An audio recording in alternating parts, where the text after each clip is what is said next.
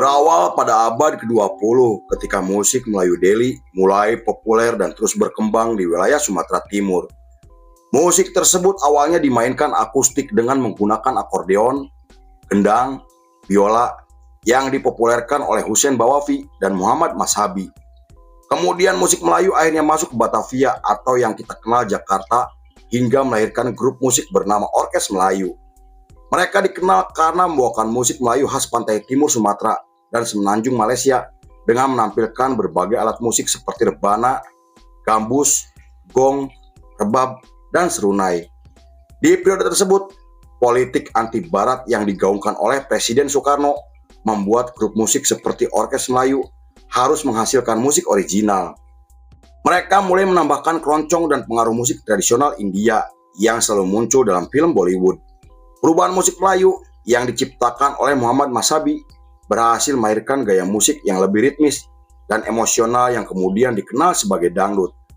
Selain itu, musik Minang modern juga memiliki pengaruh besar dalam pembentukan musik dangdut yang bisa kita rasakan hingga hari ini. Ketenaran musik dangdut menjadi semakin dikenal setelah Elia Kadam muncul dengan lagu Boneka dari India pada tahun 1956. Lagu tersebut menjadi sangat terkenal dan melekat di hati masyarakat Indonesia sebagai karya paling fenomenal yang dibawakan oleh Elia Kadam.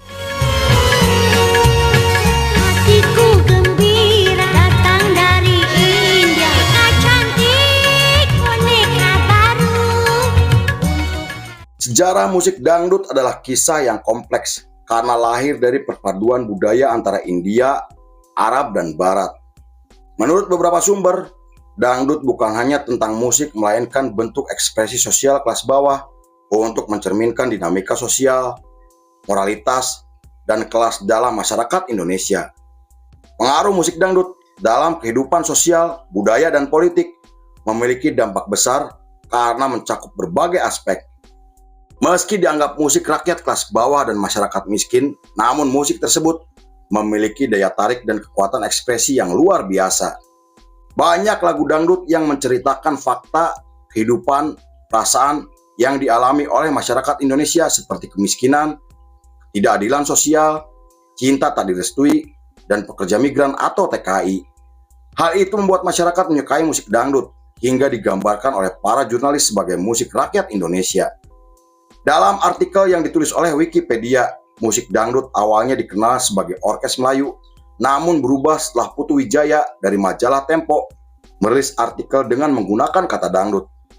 Istilah tersebut digunakan untuk menggambarkan lagu Boneka dari India yang menampilkan musik Melayu dan irama padang pasir berbunyi dingdangdut. Namun beberapa orang berpendapat jika nama dangdut berasal dari tabuhan suara gendang tabala yang berbunyi dangdut, dan istilah tersebut awalnya digunakan untuk merendahkan musik tersebut sebagai musik rakyat jelata. Tapi pada tahun 1971, setelah Rhoma Irama merilis album yang sangat fenomenal, stigma dangdut akhirnya berubah dan mulai diakui oleh banyak orang dari berbagai kalangan. Terlepas perdebatan sejarah istilah dangdut, namun kemunculannya sangat disukai oleh banyak orang karena iramanya dan lirik-liriknya.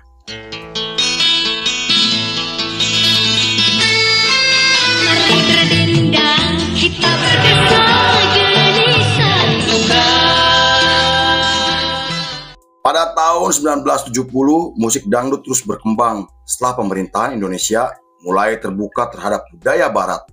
Rhoma Irama kemudian hadir sebagai pelopor di mana ia menggunakan musik Melayu, India, dan rock hingga menghasilkan irama baru. Rhoma Irama bersama Soneta terus menyebarkan pengaruhnya dengan merilis album yang menampilkan lagu fenomenal berjudul Darah Muda. Ia juga mulai menggunakan alat musik modern seperti gitar listrik, organ, mandolin, perkusi, trompet, dan saksofon untuk meningkatkan kreativitas hingga menghasilkan musik yang lebih bervariasi. Sayangnya musik dangdut akhirnya digunakan oleh para politisi sebagai alat kampanye karena kemampuannya menarik masyarakat dari berbagai kalangan. Hal itu terbukti ketika pertunjukan dangdut di berbagai kota bisa mendatangkan ribuan penonton dan liriknya kadang diubah untuk mempromosikan calon dengan pendekatan hiburan. Rhoma Irama adalah figur yang menggabungkan antara dangdut dengan politik hingga menyebut musiknya sebagai dakwah dengan menggunakan tema sosial dan moral. Pengaruh politik dan kontroversi moralitas dalam musik dangdut adalah dua aspek yang penting yang menunjukkan betapa kuatnya peran dangdut dalam kehidupan masyarakat. Rhoma Irama yang saat itu bergabung dengan Partai Persatuan Pembangunan atau PPP mulai menciptakan lagu berisi kritik sosial seperti Judi, Mira Santika, dan Umat Bertanya Ulama Menjawab. Bahkan ia selalu mengkritik acara hiburan dan artis dangdut yang vulgar karena dianggap telah melanggar nilai agama.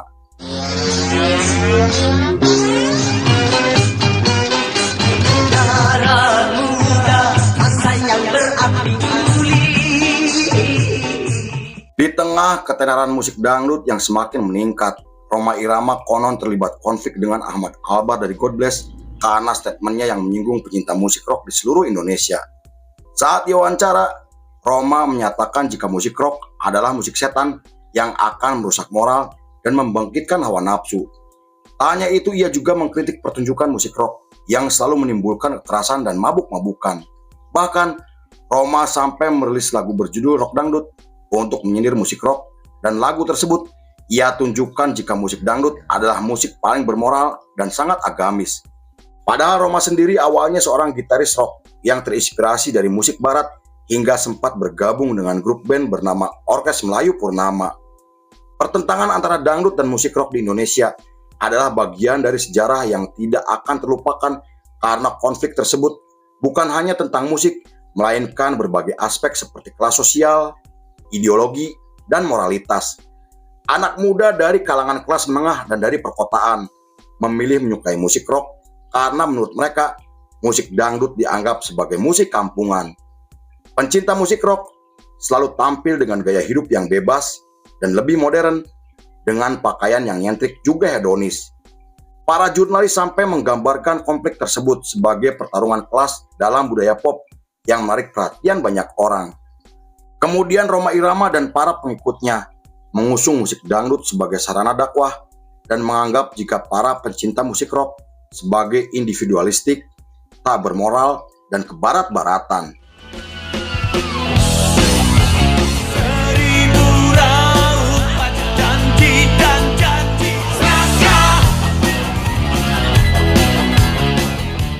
Di sisi lain, Ahmad Albar dan God Bless akhirnya angkat bicara setelah statement Rhoma menyinggung musisi rock di seluruh Indonesia.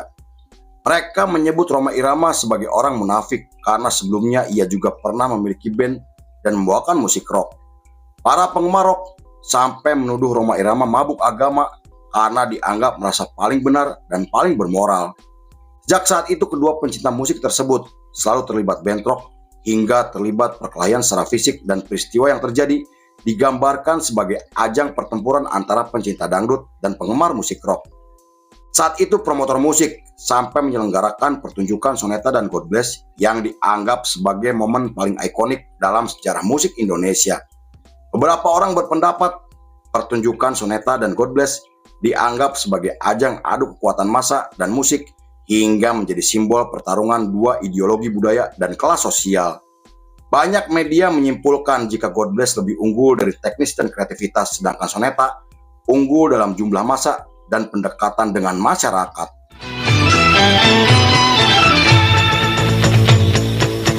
Sakit dahulu, susah sudian. Pada tahun 80-an, periode tersebut adalah periode keemasan untuk musik dangdut yang telah menjadi genre musik nasional. Musik dangdut semakin berkembang, baik secara artistik dan teknologi yang membuat dangdut tidak lagi dianggap sebagai musik kampungan. Rhoma Irama juga terus memperkuat identitas musik dangdut sebagai musik bermoral, sarana dakwah, hingga mulai diterima di kalangan pesantren. Kemudian musik dangdut semakin diterima oleh berbagai kalangan setelah Rhoma Irama menjadi pemain film, di mana film tersebut menampilkan pesan moral, sosial, dan dakwah. Selain Rhoma Irama, beberapa artis lain seperti Elvi Sukaesih, Mansur S, Arafik, Ine Cynthia, Camelia Malik, dan Meggy Z terus menyebarkan pengaruh dangdut melalui lagu-lagunya. Kemunculan beberapa artis dangdut membuat musik dangdut mendominasi tanggal lagu radio, acara TVRI, dan industri kaset yang sedang berkembang. Dangdut juga tidak hanya tampil di acara hajatan, karena para artis dangdut kemudian muncul di festival musik nasional hingga film layar lebar. Konon, Ketenaran musik dangdut menimbulkan persaingan sama penyanyi wanita antara Elvi Sukaesih, Camelia Malik, dan Ine Cynthia. Meski mereka dikenal berteman baik, namun media terus menggoreng isu tersebut yang membuat persaingan mereka menarik perhatian banyak orang.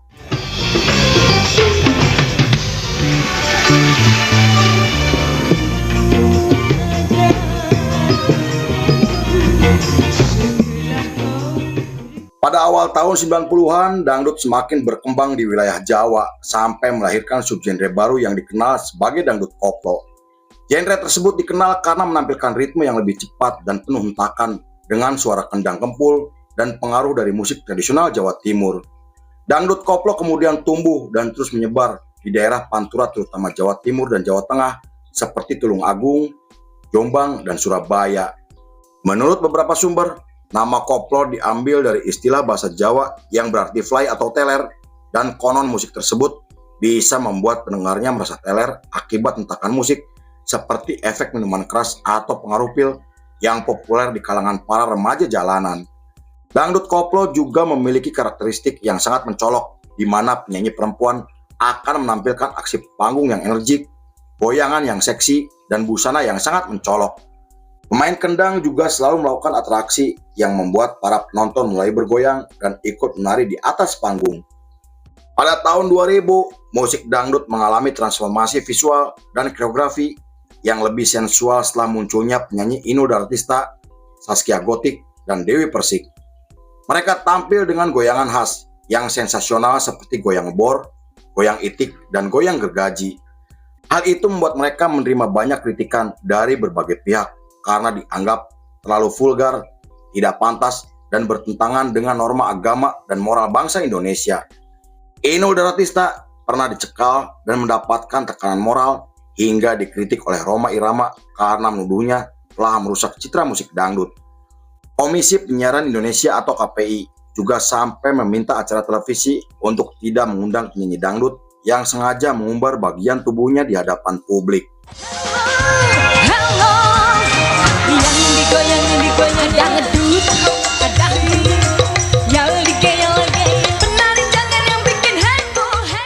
Terlepas dari stigma negatif yang mereka dapatkan, namun dangdut koplo malah semakin berkembang hingga membentuk fondasi yang kuat untuk ketenaran musik tersebut.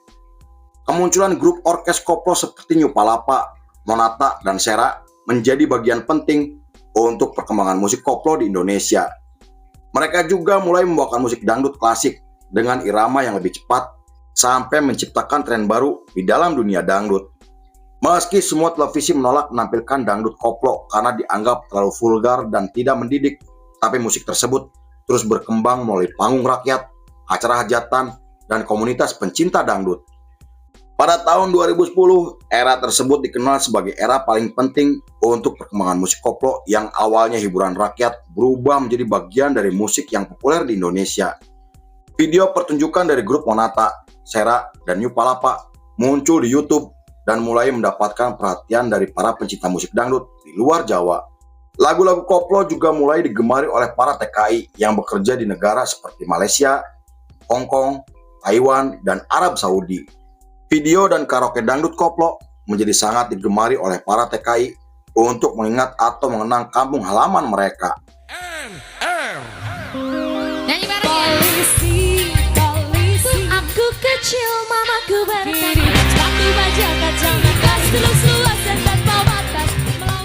Ketenaran musik dangdut koplo menjadi semakin meningkat setelah munculnya Via Valen dengan Lagu Sayang yang dirilis pada tahun 2017. Lagu Sayang dikenal karena menggabungkan unsur koplo dan pop Korea yang sangat digemari oleh para remaja.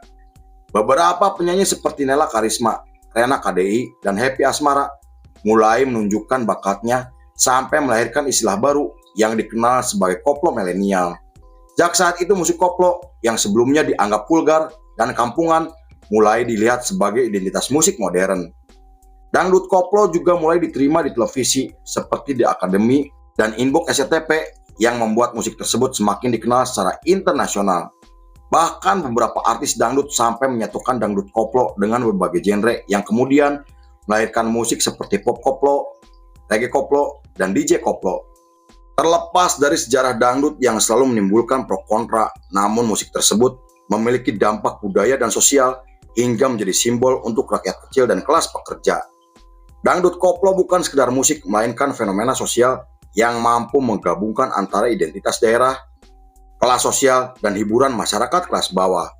Meski beberapa orang masih menganggap musik dangdut sebagai musik kampungan, namun musik tersebut telah diakui oleh banyak orang dan terus dinyanyikan di tempat karaoke di seluruh Nusantara. Lalu film pun